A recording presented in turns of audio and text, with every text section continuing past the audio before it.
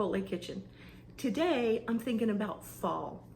Leaves changing colors and falling from the trees, cozy sweaters, comfort food. And the comfort food I'm thinking about is called Fiesta chicken.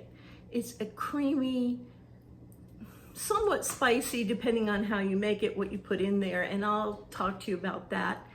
But it's creamy and it's got all the southwestern flavors. You can put it over rice, you can put it over cornbread, you can put it over baked potatoes, you can put it over tortilla chips, you can wrap it in an enchilada. I'm telling you, this stuff is delicious.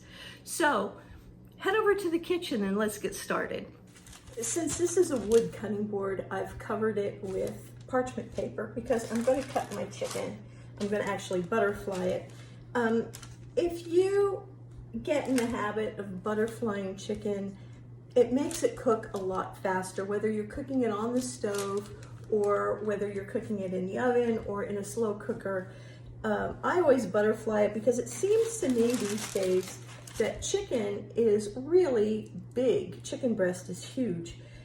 So that's one thing I do is I start out by butterflying the chicken, and to do that, you just want to put your palm flat and then just slice and slice. And that makes a nice thin or a thinner chicken breast, and is actually a better portion size for most people.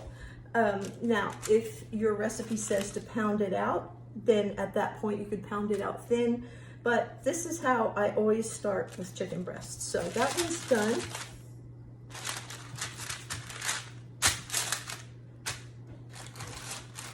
And we're gonna do this one. Such an easy thing to do, as long as you're careful and you watch where your knife is going and where your hands are. And of course, always, always, always, when you're working with chicken, make sure that you work on parchment and plastic wrap so that the raw chicken doesn't go into your wood, or a plastic cutting board. No, it's super dark here today, so I'm having trouble getting the light right. Okay, so I've washed my hands so I can grab the salt and pepper, and I'm just gonna quickly sprinkle this with salt. And then pepper, just to taste.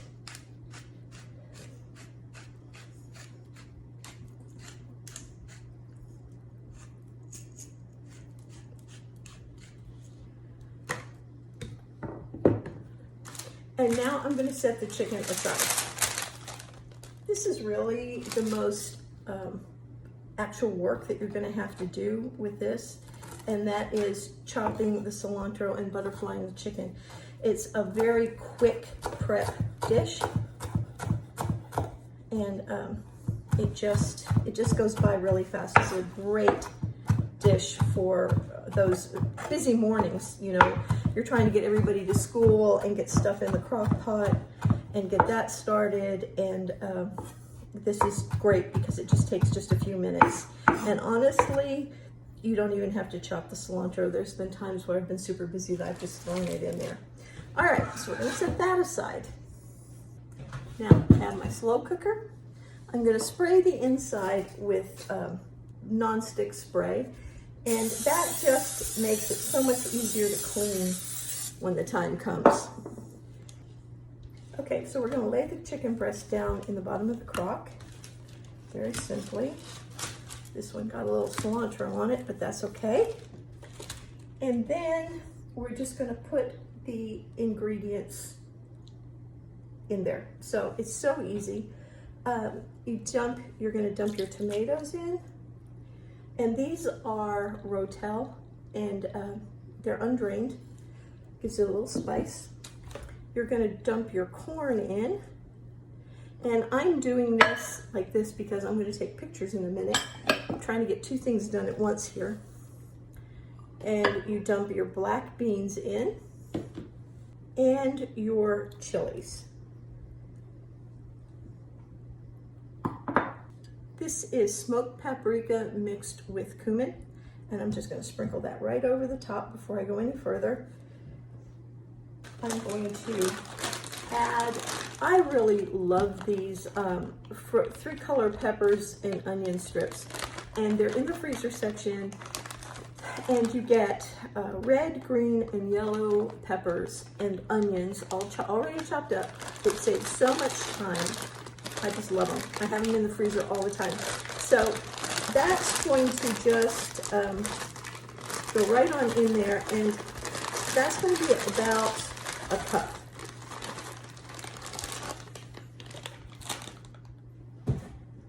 I'm going to spoon the cream of chicken soup right over the top of that.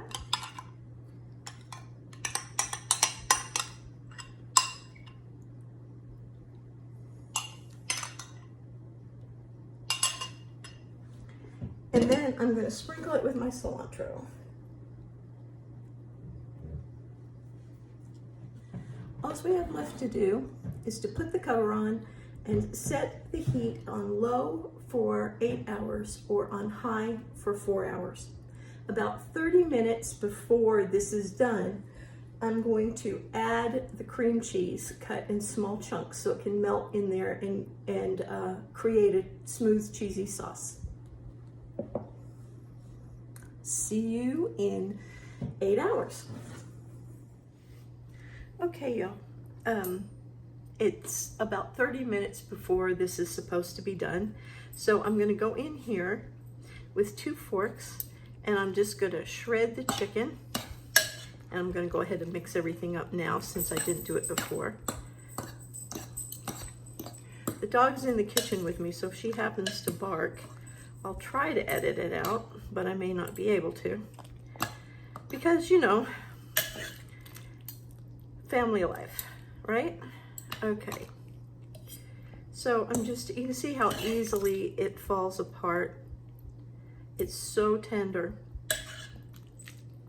Once the chicken is shredded, then you're gonna go ahead and put your cream cheese in a little bit at a time. It's better if it's at room temperature. When you put it in,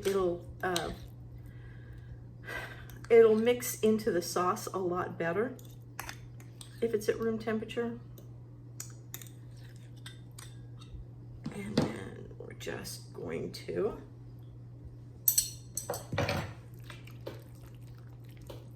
mix that right in there. And I'm gonna put it back, I'm gonna cover it back up, and I'm gonna let it go another half hour. So I'll see you then. Okay, y'all, it's all done. I've taken the cover off. It's just creamy, and the chicken is tender. It's got that wonderful southwestern smell, and you just know it's gonna be good. Now you can spoon this over cornbread or biscuits or tortilla chips or baked potatoes, but I like mine over just a little bit of rice. Just like that.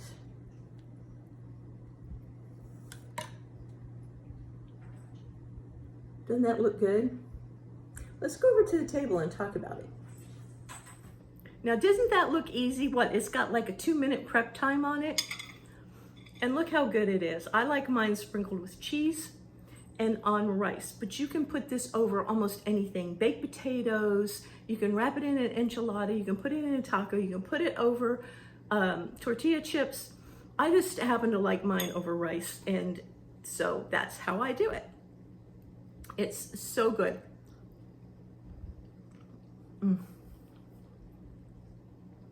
The chicken is super tender, and there's lots of southwestern flavor in there.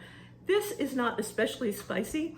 You can spice it up by adding jalapenos or a little chipotle powder, or you can spice it down, I guess, if that's a term, and have it much more mild by using just plain diced tomatoes. Any way you do it, I hope you'll try it. I hope you'll let me know what you think. Please remember to subscribe to this channel so you'll never miss another video. And I am gonna sit here and chow down on this. I'll talk to y'all later, okay? Love ya, bye-bye.